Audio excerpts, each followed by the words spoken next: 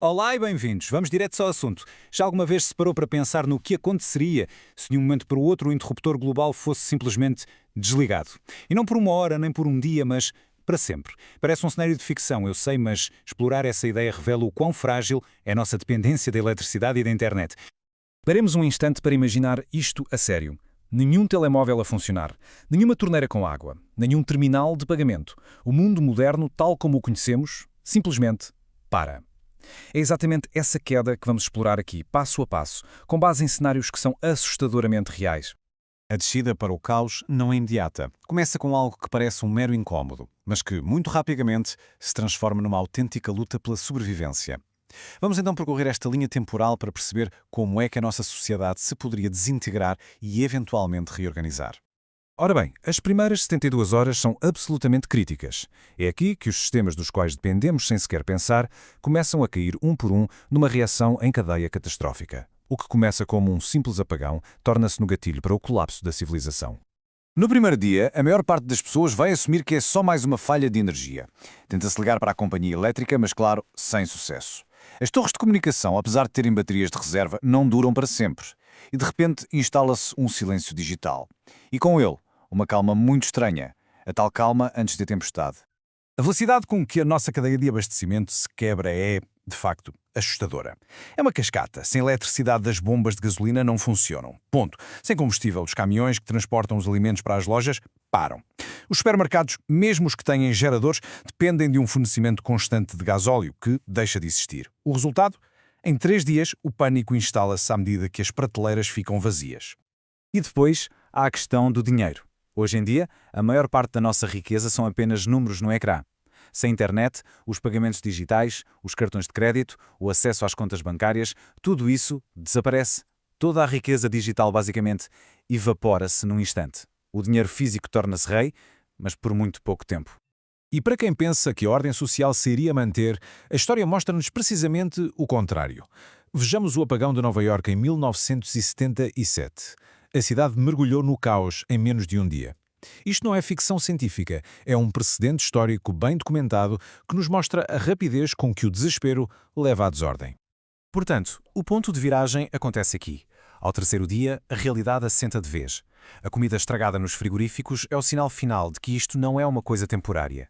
Aquele incômodo inicial dá lugar a um medo visceral, genuíno. E é aqui que a luta pela comida, pela água e pela segurança começa a sério. Muito bem, vamos avançar no tempo e ver como é que este cenário se desenvolve para além do colapso inicial. Quando a poeira assenta, emerge um mundo completamente novo. Um mundo que opera com regras totalmente diferentes e que, inevitavelmente, cria uma divisão brutal entre quem estava preparado e quem não estava. Os serviços mais essenciais são os primeiros a cair. Os hospitais, sem energia sustentada, tornam-se em pouco mais do que morgues. O tratamento da água para, o que torna a água da torneira num perigo. Muitos tentam fugir das cidades, claro, mas com toda a gente a ter a mesma ideia e sem combustível, as autoestradas transformam-se em becos sem saída. As grandes metrópoles, em vez de refúgios, tornam-se armadilhas mortais.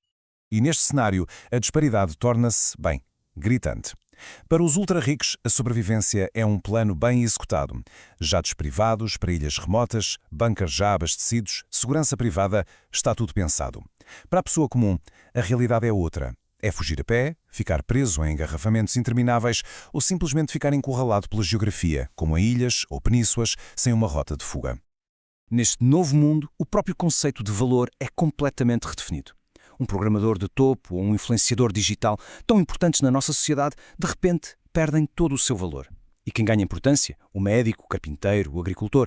Competências práticas, coisas tangíveis, tornam-se na nova moeda. Saber construir, consertar, curar ou cultivar é o que realmente passa a importar. Mas talvez a perda mais devastadora seja a do nosso conhecimento coletivo. Hoje, mais de 5 mil milhões de pessoas estão online. O fim da internet significaria uma perda de informação instantânea comparável à queima da lendária Biblioteca de Alexandria. Todo o nosso conhecimento, a nossa arte, a nossa história, tudo que está armazenado digitalmente, desapareceria.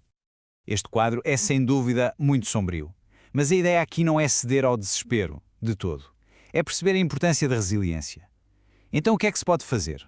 A preparação não tem a ver com cenários apocalípticos, mas sim com princípios simples e, na verdade, intemporais. É tentador pensar em soluções de alta tecnologia, não é? Mas num mundo sem eletricidade, essas são as primeiras coisas a falhar. A verdadeira preparação é um regresso ao básico. Comida, água, competências e comunidade. O foco tem que estar naquilo que funcionou durante séculos, muito antes da era digital. A base de qualquer plano é, obviamente, a alimentação. E não precisa de ser nada complicado. Estes 7 alimentos, por exemplo, formam uma base nutricional completa. O arroz dá energia, o feijão a proteína e a fibra, a aveia garante energia de libertação lenta, enquanto o leite em pó oferece cálcio. A massa é uma fonte rápida de hidratos, o peixe em conserva dá proteína de alta qualidade e, por fim, o sal, não só para tempero, mas como um mineral essencial e conservante. São alimentos baratos, fáceis de armazenar e que duram anos. Mas a comida é apenas um pilar. A resiliência completa assenta em 4 áreas-chave. Sim, comida e água armazenadas são a base, mas as competências práticas, como primeiros socorros ou jardinagem, são igualmente vitais. Ferramentas simples, de baixa tecnologia, que não dependem de eletricidade, são cruciais. E, talvez o mais importante de tudo, uma rede comunitária. Ninguém sobrevive a uma situação destas sozinho. A força reside nos laços de confiança e cooperação que se criam com os vizinhos e a comunidade. No fundo, tudo isto leva-nos a uma última reflexão.